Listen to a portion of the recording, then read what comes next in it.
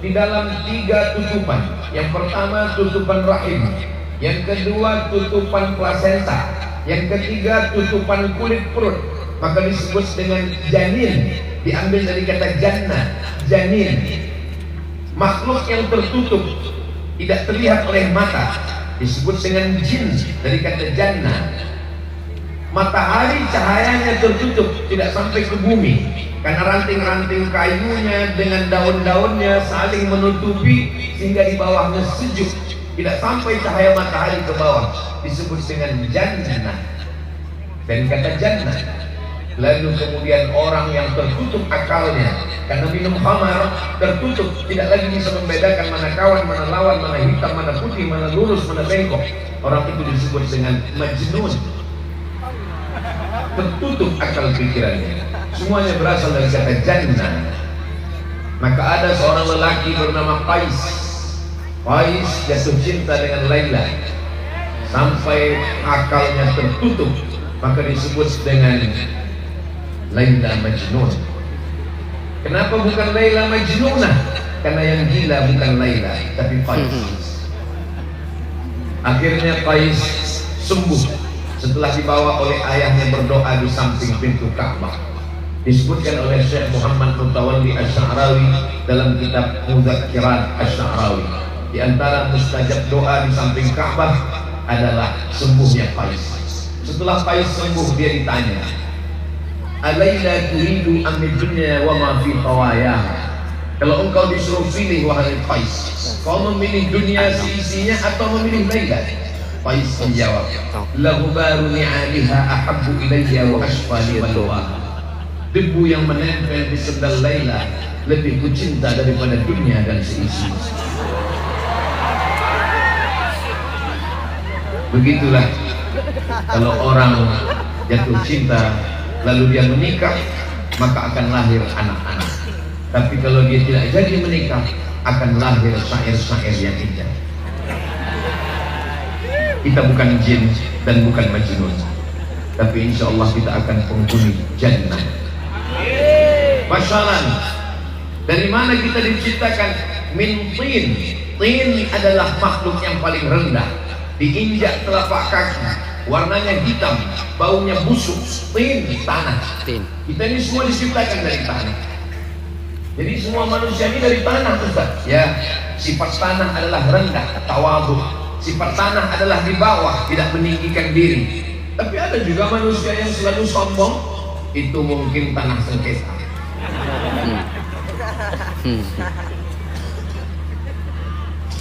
Ada juga yang selalu menimpakan masalahnya kepada orang lain, tanah timbun. Ada juga yang susah bayar utang, tanah liat. Kita ingin, lalu kemudian nafakhtu fihi min ruhi, lalu aku tiupkan rohku ke dalam tanah itu.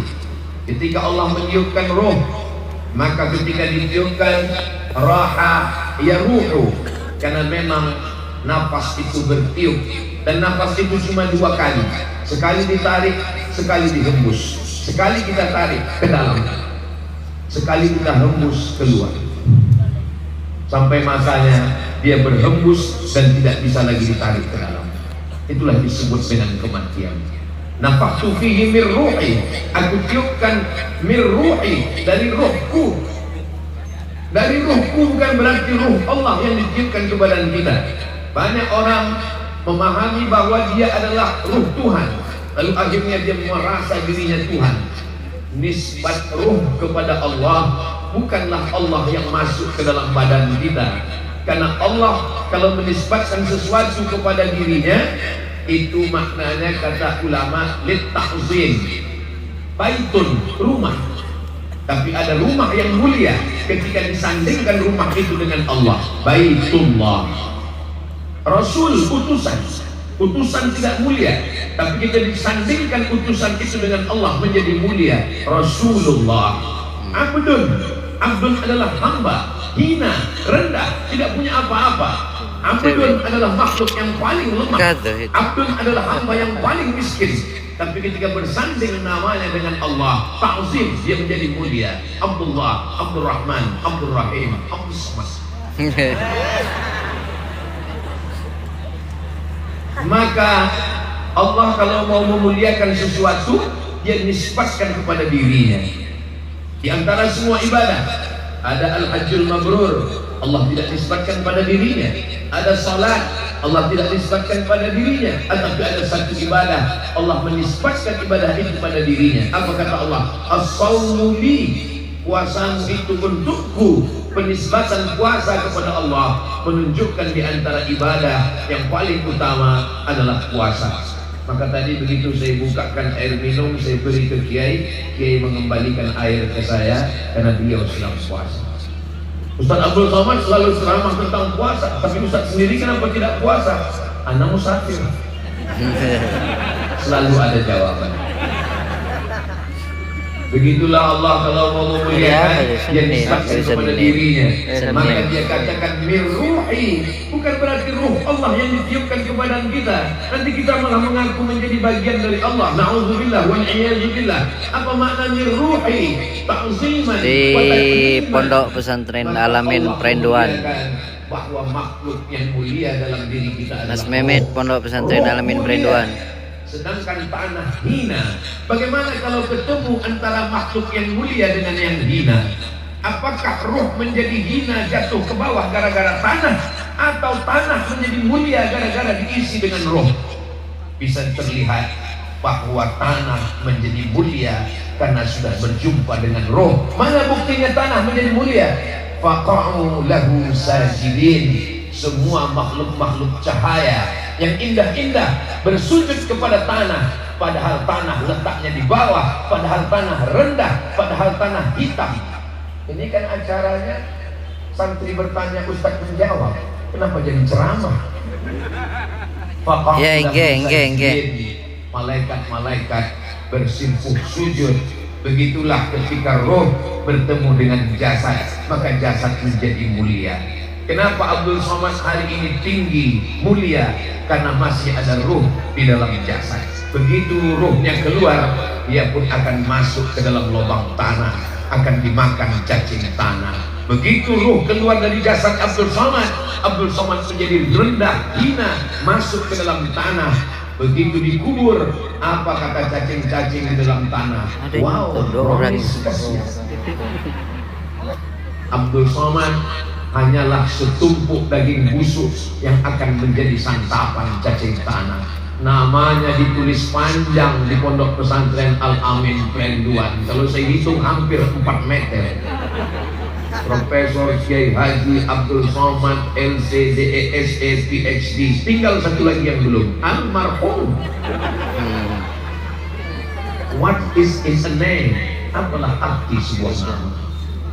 Yang akan menjadi kenangan adalah apa kontribusi kita terhadap kehidupan. Malaikat min nur, manusia min tin, jin min nar. Makhluk yang berbeda. Nur, cahaya, indah, terang benderang. Lagi ke Pondok Pesantren Banyuanyar. Busuk, bau, rendah. Tapi cahaya bisa bersujud kepada tanah. Kenapa? Karena Allah memuliakan.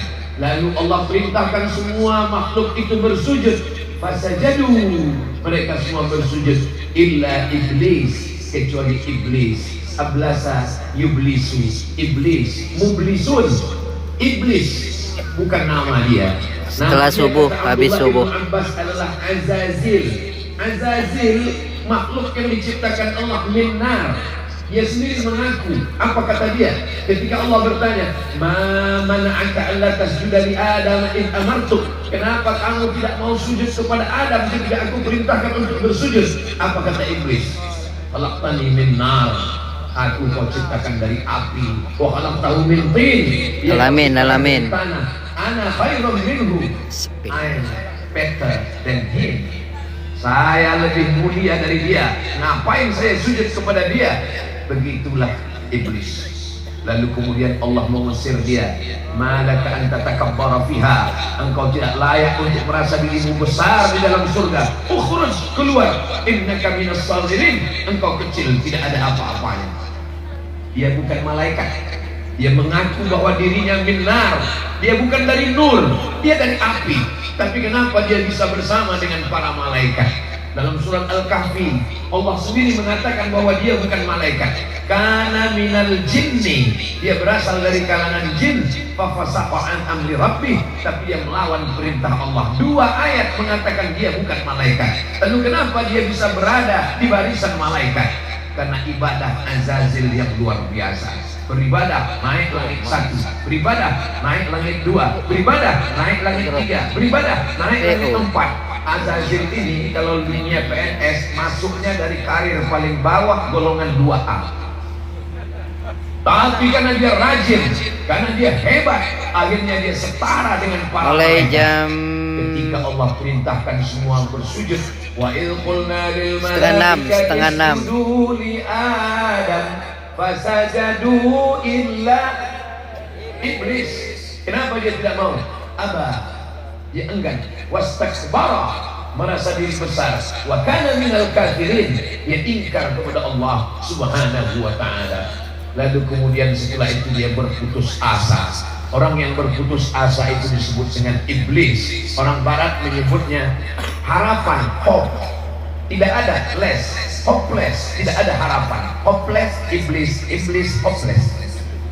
Jadi kalau ada yang putus harapan, patah hati, berarti dia hopeless. bukan kata Ustaz. di depan dekat jalan raya, jalan raya. La taqnatu, jangan pernah putus asa dari rahmat Allah Subhanahu wa taala, karena iblis membisikkan keputusasaan.